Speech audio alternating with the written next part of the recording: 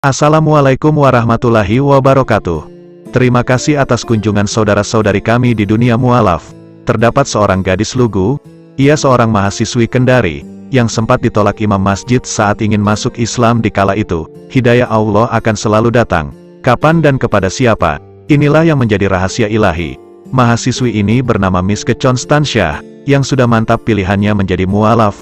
Tak sedikit orang non-muslim yang tertarik dengan ajaran Islam, dan pada akhirnya memutuskan memeluk agama Islam dan menjadi mualaf. Selain belajar tentang Islam, seorang mualaf juga belajar tata cara beribadah seperti salat, mengaji, dan ibadah lainnya. Namun, sebagian dari mereka memiliki kesulitan dalam mengungkapkan keputusannya kepada orang terdekat, yakni orang tua, sehingga ini menjadi kendala dalam beribadah, termasuk tidak bisa mengucapkan kalimat syahadat sebagai syarat masuknya seseorang ke Islam.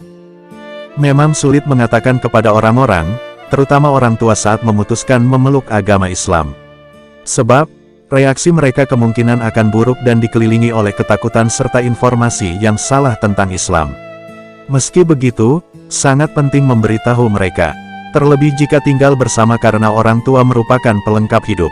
Seperti yang dialami Miske Constantia, gadis asal Kabupaten Muna. Ia memeluk agama Islam dengan penuh perjuangan, bahkan tanpa sepengetahuan kedua orangnya, namun pada akhirnya resmi menjadi mualaf. Miske Constantia menceritakan perjuangannya untuk bisa mengucapkan 2 kalimat syahadat, di mana, saat itu ia sempat ditolak oleh imam masjid tempat ia rencana mau masuk Islam. Imam masjid tersebut tidak berani mengislamkan dirinya, tanpa seizin orang tuanya. Pak imamnya takut, karena orang tuaku tidak tahu kalau saya mau masuk Islam, katanya kepada telisik.id, Senin, tanggal 28 Juni tahun 2021. Namun berkat bantuan dari teman-teman terdekat, yang membantunya untuk mencarikan ustaz yang bisa menuntutnya mengucapkan 2 kalimat syahadat hingga akhirnya Miske resmi memeluk agama Islam. Alhamdulillah berkat bantuan teman-temanku, dan yang menjadi wali saat saya mengucapkan 2 kalimat syahadat itu mamanya temanku, ujarnya. Selain mengucapkan 2 kalimat syahadat, Miske juga diislamkan cara adat. Adat kebiasaan orang Muna ketika ada seseorang yang hendak memeluk agama Islam. Saya itu diislamkan menggunakan 2 prosesi, mengucapkan 2 kalimat syahadat dan sesuai adat Muna. Bahkan saya juga dikitan, jelasnya. Miske Constantia yang merupakan anak bungsu dari 7 bersaudara ini, kini sudah mantap memeluk agama Islam. Sebelumnya ia beragama Kristen. Kini ia merasa senang dan nyaman menjadi mualaf. Alhamdulillah, sekarang ini saya juga mengganti namaku, menjadi Aisyah. Ucapnya. Lebih lanjut, mahasiswi tingkat akhir Fakultas Hukum di salah satu kampus di Sultra ini mengaku, sejak kecil dirinya tumbuh di lingkungan yang beragam. Selain itu, sifatnya yang selalu ingin tahu, juga membuatnya tertarik mempelajari agama Islam. Saya ini hidup di tengah-tengah beberapa kultur, dan itu kultur yang liberating sebenarnya, ujarnya, tumbuh di tengah lingkungan beragam kultur. Aisyah ternyata saat kecil senang menyaksikan acara-acara agama Islam dalam menyelesaikan masalah.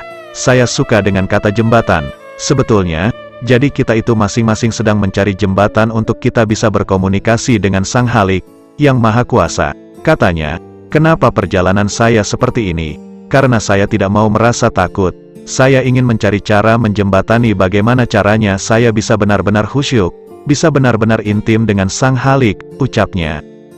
Di dalam perbincangan dengan tim telisik.id, Aisyah juga menceritakan perasaannya setelah memutuskan menjadi seorang mualaf.